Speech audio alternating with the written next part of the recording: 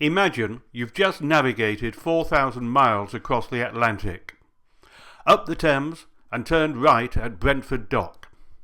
Then you meet this, a wall of water. For an eel, it might as well be Niagara Falls. Mission impossible.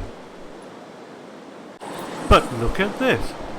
It's an eel stairway. It is used by thousands of eels a day to clamber and slither upstream.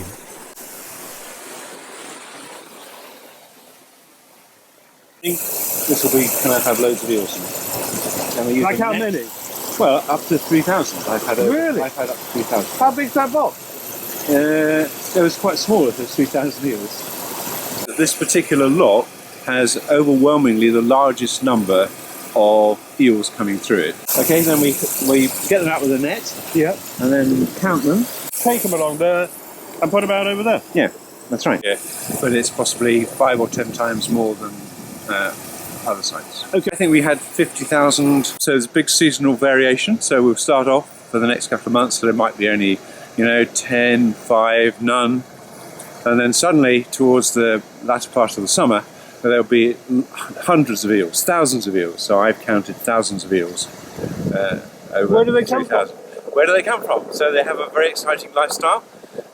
So they're born in the Sargasso Sea, and as tiny kind of multicellular things, they drift across the Atlantic in the currents, and then they're washed up into the estuaries that they happen to arrive at. Then they make their way up the river, and as they change, they start off as little, very tiny animals. They turn into little silver eels, and then by the time they get up to here, they've turned black. They've got a robust backbone, and they are between about 85 or 80 millimeters, the smallest ones, going up to, I've had one 300 millimeters, so that's a foot long.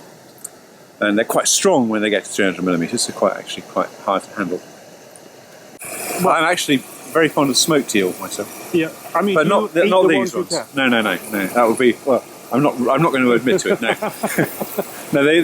These would be too small. They're not an attractive creature to most people.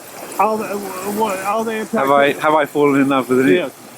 No, they're quite fun. They're all right. They do eely things. Where will they go? They will keep going, following upstream until they find somewhere that they like, and then they'll grow into big fat eels, and then they'll turn around, swim back down here. They don't need our help. Because they just go over the sloop or whatever. Yeah. Yeah. And they'll make their way back to the Sargasso. And during the summer, you have to do it every day because if they're in here in the warm water, they'll die. So how many volunteers have you got now? So I don't know. Some people are quite occasional, so they might just come once a month. And I guess there's a hard core of 6 or 8 people that will do it quite regularly. It's quite extraordinary that people will come from all over East and South London. It's often taking an hour and a half to get here. And how long does it take each time you have to do it? Depends on how many eels you've got. So it takes between about 10 minutes and about 2 hours. Yeah, mostly it's about 20 minutes or something. Yeah.